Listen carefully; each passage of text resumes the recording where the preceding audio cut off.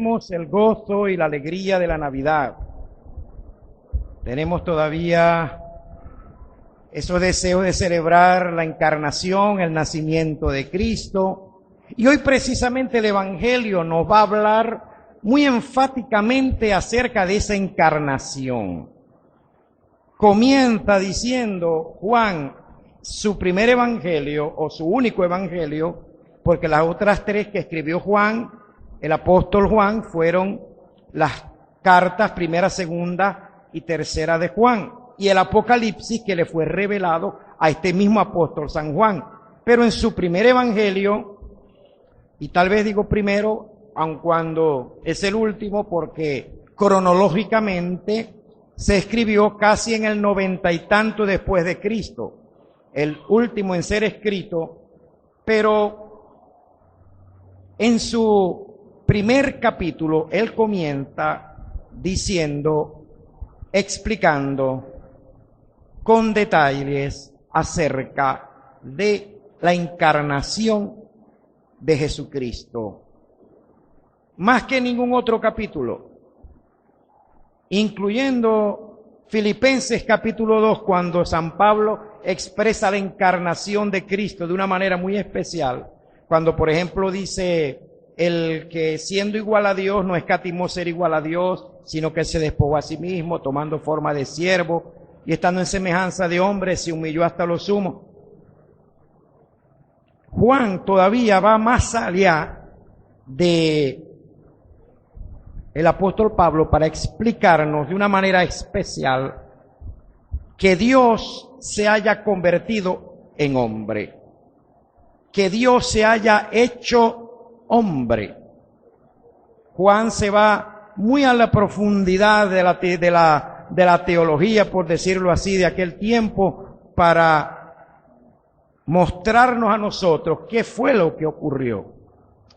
Y él comienza diciendo que en el principio, en el griego se lee indearge, es decir, en el principio de todos los principios, en el principio eterno, era la palabra, del griego logos, era el logos. En el principio era la palabra. Y la palabra estaba con Dios. Y la palabra era Dios. Ahí tenemos una prueba de la deidad de Jesucristo. Es decir, de la divinidad de Jesucristo. Quiero decir, de que Jesucristo es Dios, nuestro Dios. Las otras religiones y sectas quieren mostrarnos a Cristo como un ser inferior a Dios, como una creación divina, como la más hermosa, importante, pueden adornarlo como quieran, hermosa, importante, grandiosa, magna creación de Dios, Jesucristo. No, como lo adornen, así no es. Jesucristo es Dios que se hizo hombre. Luego vamos a ver qué implicaciones tiene esto para nosotros. ¿En qué puede afectarnos a nosotros el hecho de que Jesucristo sea Dios verdadero, que se haya convertido en hombre? Juan nos dice que la palabra, pero ¿cuál palabra? ¿De qué palabra está hablando aquí? ¿De qué logos estamos hablando aquí? Cuando dice que en el arjé, en el principio, era la palabra. ¿Cuál palabra? En el principio era el logos. En algunas versiones de la Biblia colocan el verbo. En el principio era el verbo, es decir, el logo, es decir, la palabra. Y la palabra estaba con Dios. Y la palabra era Dios. Es importante que nosotros comprendamos lo que significa logos de Dios, palabra de Dios.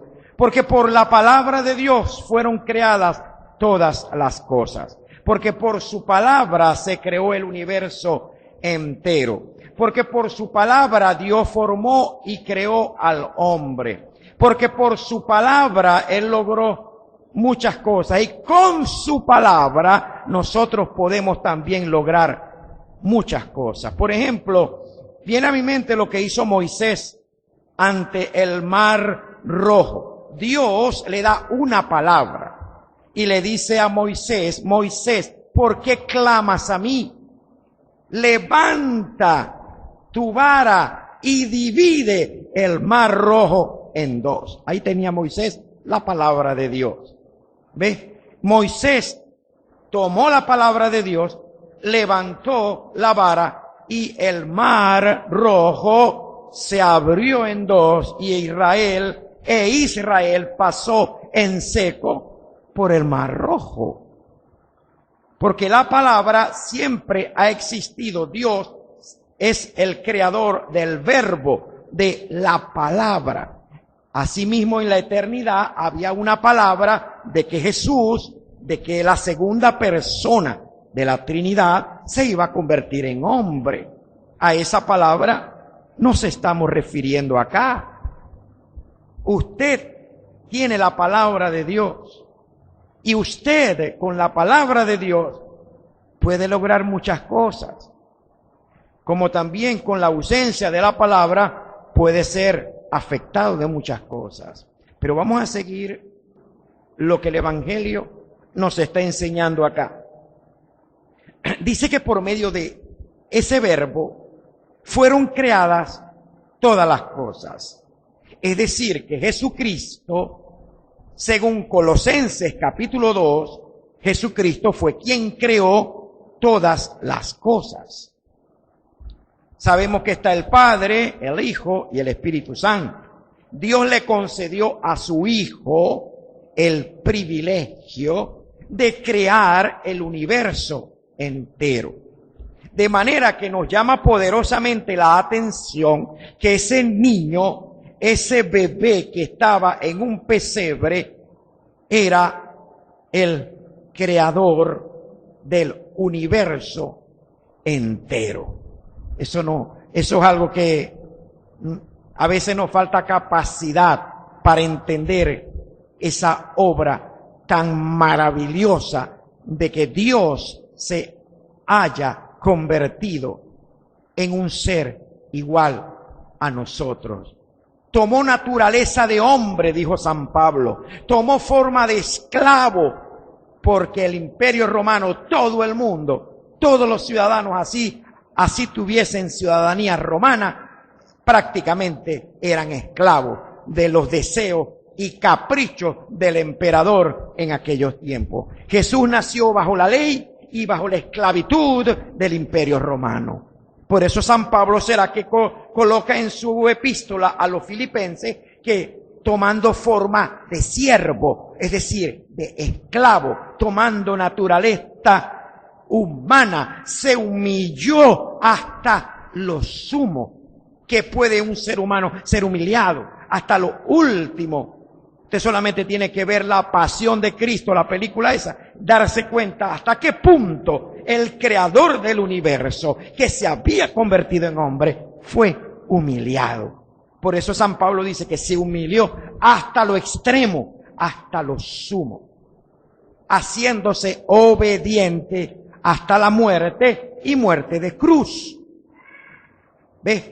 Nos explica el apóstol San Pablo. No obstante, Juan sigue diciendo que aquel que es la palabra estaba en el mundo y aunque hizo al mundo, los que son del mundo, los habitantes del mundo, no lo recibieron. No lo recibieron. Sabemos que solo un reducido grupo recibió a Cristo cuando Él vino. Los apóstoles, los seguidores de los apóstoles, los 120, aquellas mujeres santas que servían al Señor. Un grupo como de 500 personas habían recibido a Cristo, pero al mundo entero, a su propio pueblo de Israel, oiga bien esto acá, a su propio pueblo de Israel, que vino Cristo, su propio pueblo no lo recibió, lo rechazó. Es más, fue la incitación de los sacerdotes judíos, fue la incitación de aquella gente judía, hebrea, lo que permitió que el Imperio Romano le crucificara, le condenara. Usted tiene que recordar que Pilatos no lo quería condenar. Usted debe recordar que Pilatos buscaba la manera y le decía, pero es que yo no hallo gran falta en este hombre para tener que crucificarlo. ¿Y quiénes eran los que estaban incitando? Si no lo haces, no eres amigo de César. Los mismos judíos. A su pueblo vino y su pueblo no lo recibió. De manera que Israel, como pueblo, como raza, perdió la primacía, la preeminencia, perdió los privilegios de ser pueblo de Dios, porque a quien era el creador del mundo lo rechazó. Israel como nación y como raza, entonces perdieron la primogenitura, como lo hizo Esaú por un plato de lentejas. De tal manera que, sigue diciendo Juan, pero a todos los que le recibieron, ya no Israel como nación, ya no la raza, ya no la etnia, no, a todos los que le recibieron, sea quien fuere, sea de la nación que sea, gentil, bárbaro, griego, escita, libre, esclavo, hombre, mujer, quien sea, a todos los que le recibieron, les dio, oiga bien esto, les dio potestad, poder, autoridad de ser hechos hijos de Dios. Qué cosa tan interesante, ¿verdad? Hijo de Dios es todo el mundo, en un sentido general, pero en un sentido estricto y real, hijo de Dios es solamente quien haya recibido a Jesucristo como su Señor, Dios, Salvador y Mesías. A los suyos vino y su propio pueblo le despreció, pero a todos los que le recibieron les dio potestad de ser hechos y convertidos en hijos de Dios. Mire, el tiempo no alcanza para explicar el significado de la palabra potestad, de lo que tenemos nosotros que entender acá, de tener poder, de tener autoridad, de haber sido convertido en hijo de Dios. Y tal vez el versículo que sigue te puede explicar algo cuando dice, los cuales, está hablando de ustedes, está hablando de su pueblo, del que recibió a Cristo, del que le acepta como Señor y Salvador, Mesías, Rey. Ustedes, los cuales no fueron engendrados de voluntad de carne y de sangre, es decir, no son engendrados de una manera natural. Un hombre se une con una mujer sexualmente y el hombre engendra y la mujer concibe. El hombre engendra a su propio hijo. La mujer concibe en su vientre a su hijo. Pero Juan dice, no estoy hablando de esa clase de engendramiento. Ellos, ustedes, la iglesia, el pueblo de Dios, no fue engendrado de una manera natural, sino sobrenatural, porque Dios mismo los engendró. Dice, los cuales no son engendrados por voluntad de carne y de sangre, o sea, de seres humanos, sino que son engendrados de Dios. Dios a través de la simiente. Y ahí viene la palabra semilla, simiente, semilla, sementera, inclusive hasta semen viene de esa palabra. Los cuales, la simiente de Dios, que es su palabra, en nuestro espíritu engendró un nuevo hijo o un hijo verdaderamente con todas las potestades de tener la naturaleza y los genes de nuestro Padre, de nuestro Dios. Y San Pedro lo entendió, porque Pedro en su primera epístola nos dice, San Pedro dice que nosotros fuimos hechos partícipes de la naturaleza divina, de la deidad, de la divinidad. Somos hijos de Dios, no en un sentido general, no como decir, bueno, sí, todo el mundo es hijo de Dios, porque a la final todo el mundo es creación de Dios, pero aquí estamos hablando de otra cosa, aquí estamos hablando de participar de la naturaleza de nuestro Padre Celestial, e inclusive de ese Dios trino y uno, recibimos y participamos de esa misma naturaleza. Miren, no me va a alcanzar la tarde para explicarles los resultados de semejante maravilla de que nosotros seamos hijos de Dios. Por eso tengo que seguir avanzando para culminar y sigue diciendo, oiga bien esta partecita que a mí siempre me ha encantado. Siempre me ha encantado cuando dice, y aquel que es la palabra se hizo hombre. O sea que indudablemente aquí estamos hablando de Cristo. Aquel que es la palabra se convirtió en un hombre. Aquel que es la palabra, aquel que era el verbo, se hizo hombre y habitó entre nosotros. ¿Escuchaste esa parte? Habitó entre nosotros. ¿Tú sabes cómo dice el original? ¿O cómo debería traducirse realmente esto? Aquel que es la palabra puso su tienda junto a la nuestra. Y no está hablando de una tienda para comprar chuchería, está hablando de la morada. Puso su morada cerca de la nuestra. Puso su tienda junto a la nuestra. De allí viene la traducción, habitó entre nosotros. Y dice Juan, y vimos su gloria. Vimos su gloria. Gloria como la del unigénito del Padre, lleno de gracia y de verdad.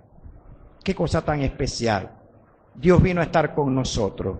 Dios está cerca de nosotros. Es verdad que mucha gente no le interesa estar cerca de Dios. Óigalo bien. Mucha gente no le interesa estar cerca de Dios. De hecho, mucha gente le fastidia lo de Dios. Le es como una gran carga lo de Dios.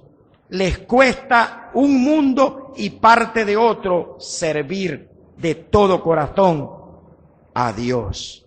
Eso también es verdad. No comprenden lo que es que Dios haya habitado y quiera habitar con nosotros. No entienden lo que es el Emmanuel. Pero como dice uno de los cursillos que nosotros damos por allí de discipulado, en el momento, en el duro y difícil momento en que el ser humano que rechazó a Dios toda la vida o que fue indiferente para con Dios toda la vida, en el momento en que ellos tengan que ser apartados de Dios para siempre por la eternidad, oiga bien, en ese momento simplemente Dios les dirá, ¿no es acaso eso lo que tú querías? Tú querías vivir apartado de mí. Bueno, se te está concediendo tu deseo. Tus deseos te son cumplidos. Toda la vida quisiste vivirla alejado y apartado de mí. Ahora, por la eternidad, vivirás para siempre apartado y alejado de mí. Eso va a ocurrir con todas aquellas personas que no han podido entender lo maravilloso que es que Dios se haya acercado a nosotros. No lo han entendido, no lo pueden entender o no lo quieren entender.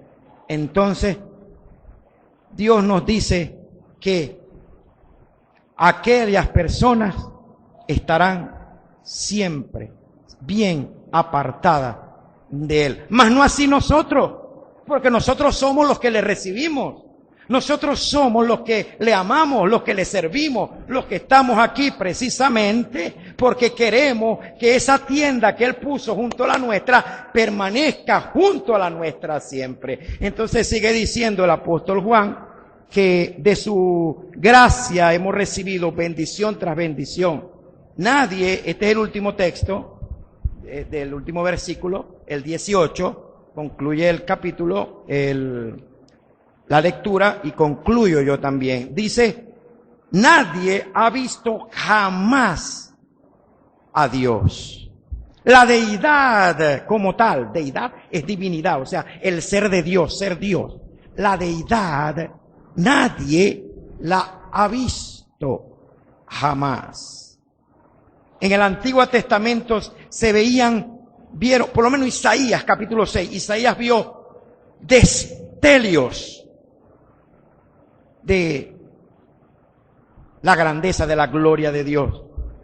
Pero nadie vio los los serafines que volaban alrededor del trono. Isaías vio cuando decían, Santo, Santo, Santo, Señor omnipotente, toda la tierra está llena de tu gloria. Santo, Santo, Santo, Señor omnipotente. Isaías vio eso, pero a Dios como tal, nadie lo vio. Pero dice Juan, el unigénito Dios que está en el seno del Padre, otra prueba de la deidad, de la divinidad de Cristo. El unigénito Dios, esta traducción dice, el Hijo único que es Dios y que vive en íntima comunión con el Padre, nos los ha dado a conocer. Usted quiere saber cómo es Dios, mire a Jesucristo. Usted no tiene que mirar para ninguna otra parte. Usted quiere conocer a Dios, conozca a Jesucristo. Usted no tiene que interesarse en espiritualmente estar conociendo a más nadie. El unigénito Dios que está en el seno del Padre, Él nos dio a conocer quién era Dios. De allí que cuando Felipe en Juan capítulo 14, cuando Felipe le dice, con aquella curiosidad le dice, Jesús, muéstranos al Padre y nos basta. Ay, les basta, digo yo, mirámelo, muéstranos al Padre y nos basta, me basta. Como quien dice, mira, yo me conformo con que tú me muestres al Padre. Juan capítulo 14, versículo 7 u 8, hay que revisarlo por allí. ¿Qué le contesta el maestro? ¿Qué le contesta a Jesús cuando Felipe le pregunta, o le pide, o yo diría le exige que le muestren al Padre? ¿Qué le contesta Jesús? Felipe, búscalo allí en el Evangelio para que lo lea. Felipe, hace tanto que estoy con ustedes y todavía no me han conocido. El que me ha visto a mí, ha visto al Padre. ¿Cómo pues tú vienes a preguntarme, a decirme que, quiero decir, muéstranos al Padre? ¿O no crees que yo soy en el Padre y el Padre es en mí? Es decir, Cristo es la manifestación visible, clara, tangible de Dios creador de todas las cosas. Y ese Cristo está con nosotros hoy. Y ese Cristo vendrá a nosotros hoy a través de la Eucaristía, con su cuerpo, su sangre, su alma y su divinidad. Vendrá, fíjate qué tangible, fíjate qué Dios tan maravilloso, tan cercano tenemos nosotros, que vendrá a nosotros